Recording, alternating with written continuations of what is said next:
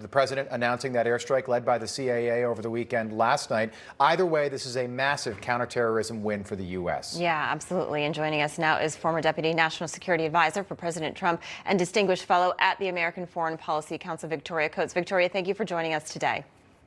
Good morning. Good to see you, Victoria.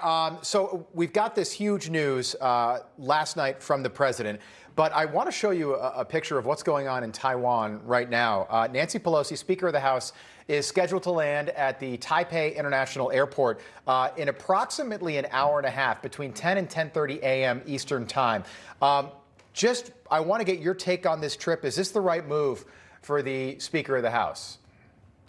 Well, Rob, I think generations of lawmakers of both parties in both houses, both the Congress and the Senate, have routinely gone to Taiwan.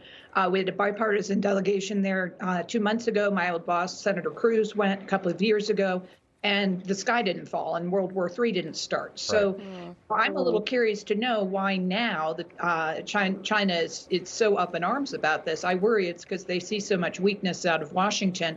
They think they can push back more than they did even months ago. Yeah, Victoria, that's a good point, because when other leaders went, there weren't threats like we're seeing now.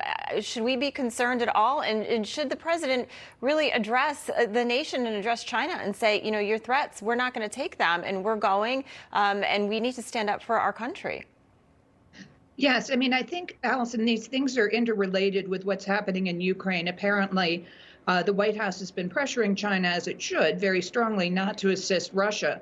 And they're concerned that this situation is going to upset that apple cart. But the problem is that, China is a generational problem, and we're going to have to confront it not in these little isolated boxes that the administration likes, but holistically as the whole problem.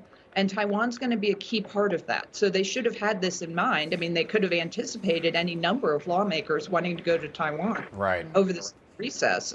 They should have known this was coming. Yeah, it's very bizarre. And President Xi Jinping in China, he's got a hugely important political conference coming up in the early fall that will essentially decide if he remains in power in China. When Nancy Pelosi lands, again, about an hour and a half from right now, how embarrassing is that going to be for President Xi in China? And will he be forced to do something provocative? Well, he's clearly very upset about it, but it's also an important reminder, Rob, that Xi is not 100 feet high, and he's not invincible.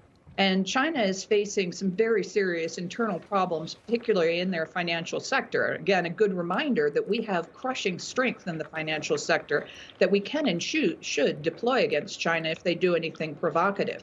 So it's going to be just a critical moment. I'm glad you guys are covering it so closely. Yeah, thank you. I think it's clear that China's mad. My initial reaction is great. Who cares? Right. Be mad. Taiwan's a sovereign country. If we're invited, we're going.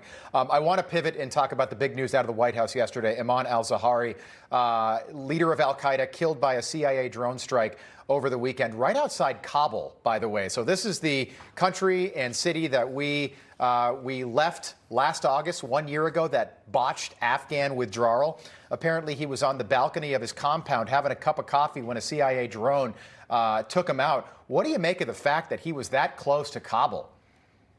Well, this is just a great day for all Americans. And I was very close to Secretary Rumsfeld and talked to him a great deal about the events of 9/11 and how searing that was for our country and what a critical role Zawahiri played in that. And so I think we can all rejoice and congratulate the fine men and women of our armed forces and intelligence community who brought this to pass.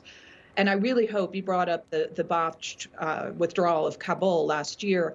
I really hope all the folks who have served in the post 9/11 wars, who have been so disheartened by that failure and that humiliation, will see in this success the validation of their work. These are all great Americans who have kept us safe for 20 years. And, that we are fortunate that they are still on the watch. Hey, guys, it's Rob Carson. With inflation at its highest level in 40 years and interest rates skyrocketing, your retirement plans are in danger. Well, our friends at American Hartford Gold can help show you how to protect your savings and retirement accounts by diversifying your portfolio with physical gold and silver. Yeah. If you call them right now, they have a special offer. They will give you a free gold coin on your first qualifying order. So don't wait. Call now. Here's the number, 866-935-4309. That's 866-935-4309, or text Newsmax to 65532. That's Newsmax to 65532. Thank you.